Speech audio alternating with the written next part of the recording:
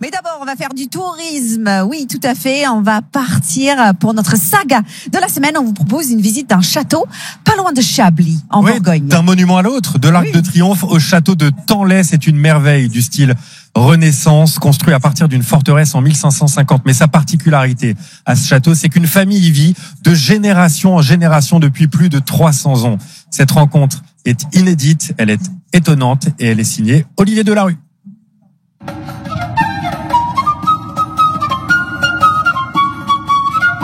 Le vendredi, ils arrivent pour la nationale d'élevage.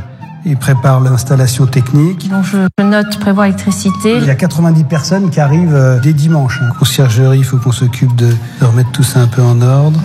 Toutes les générations vivent encore dans le château. Ma belle-mère qui reçoit ses petits-enfants, nous-mêmes avec nos enfants. On reçoit bientôt nos petits-enfants. Il y a combien de mètres carrés au total ? Beaucoup. Peut-être trop. Donc là, vous avez ma grand-mère, donc la dernière porteuse du nom de Tanlay, Marguerite de Tanlay. Voilà.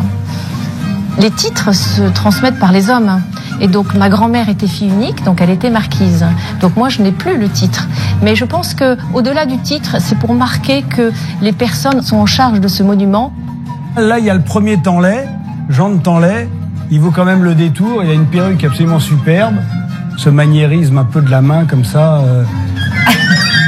Voilà, si vous voulez bien me suivre, vous êtes ici dans la salle des grisailles, c'est-à-dire une salle entièrement peinte en camailleux de gris et surtout en trompe-l'œil.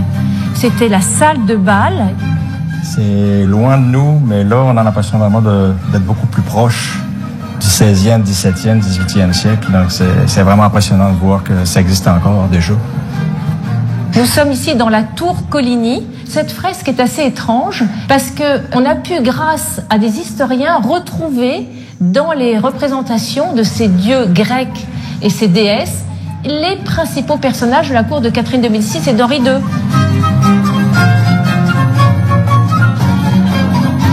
Un monument historique, s'il n'est pas entretenu au jour le jour, il se dégrade très vite. Quand il y a des gros travaux sur les structures, par exemple ce mur-là, la DRAC nous a été à hauteur de 40% du montant des travaux. Ça a coûté combien ce mur ?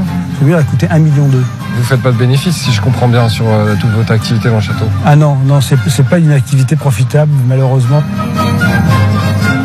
Aujourd'hui, on ne peut pas animer un monument comme ça, comme on devrait passer un week-end dans sa résidence secondaire.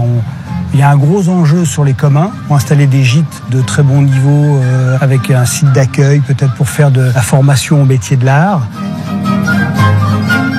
Est-ce que vous n'êtes pas originaire de la région vous-même ? Non, quand j'ai découvert la Bourgogne, à l'époque il y avait encore une gare à Tanlay et Diane est venue me chercher en vélo à la gare et elle m'a amené jusqu'à son beau château et j'en suis tombé amoureux en même temps qu'elle.